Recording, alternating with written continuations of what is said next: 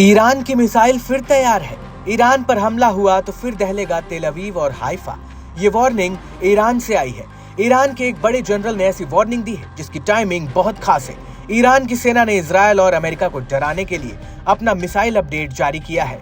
जब अमेरिका में Donald Trump और बेंजामिन नेतन्याहू की मीटिंग हो रही थी, तब ईरान में सर्वोच्च नेता अली खामेनेई के करीबी कमांडर ने बहुत बड़ा ऐलान कर दिया।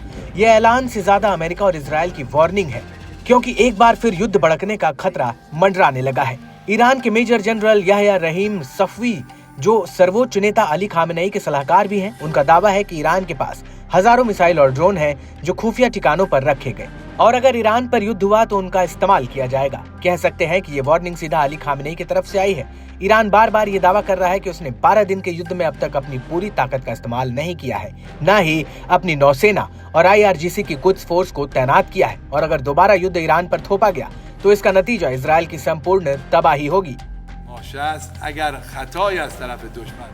हमारे सभी लड़ाकू विमान तैयार हैं, उंगलियां ट्रिगर पर हैं। अगर दुश्मन कोई गलती करता है तो उसका माकूल जवाब दिया जाएगा। इजरायल ने जब ईरान पर हमला किया था तब पूरे अरब वर्ल्ड ने उसकी निंदा की थी और इसे ईरान की एक बड़ी डिप्लोमेटिक जीत के तौर पर देखा गया।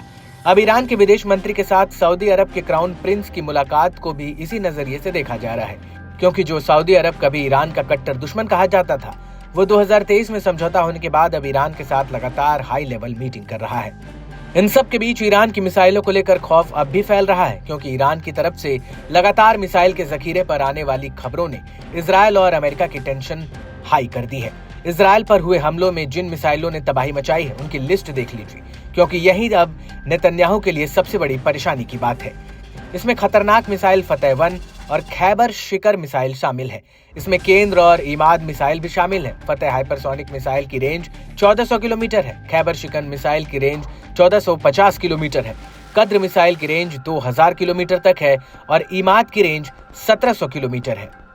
मेजर जनरल याह्या रहीम सफवी का दावा है कि उनका परमाणु कार्यक्रम और मिसाइल टेक्नोलॉजी ईरान के वैज्ञानिकों की मेहनत का नतीजा है और उसे तबाह नहीं किया जा सकता। ईरान ने हजारों मिसाइल और ड्रोन का उत्पादन किया है और सभी सुरक्षित जगहों पर रखी गई हैं। ईरान की तरफ से ऐसी वार्निंग इसलिए आ रही है क्योंकि व्हाइट हाउस में डोनाल्ड ट्रंप और बेंजामिन नेतन्याहू की मीटिंग हुई है और इस मुलाकात को लेकर नेतन्याहू के हौसले बहुत ज्यादा बुलंद हैं। नेतन्याहू ने कहा कि गाजा में हमारा मिशन पूरा नहीं हुआ, लेकिन दूसरी तरफ ईरान ने भी डिप्लोमेटिक मोर्चाबंदी शुरू कर दी है।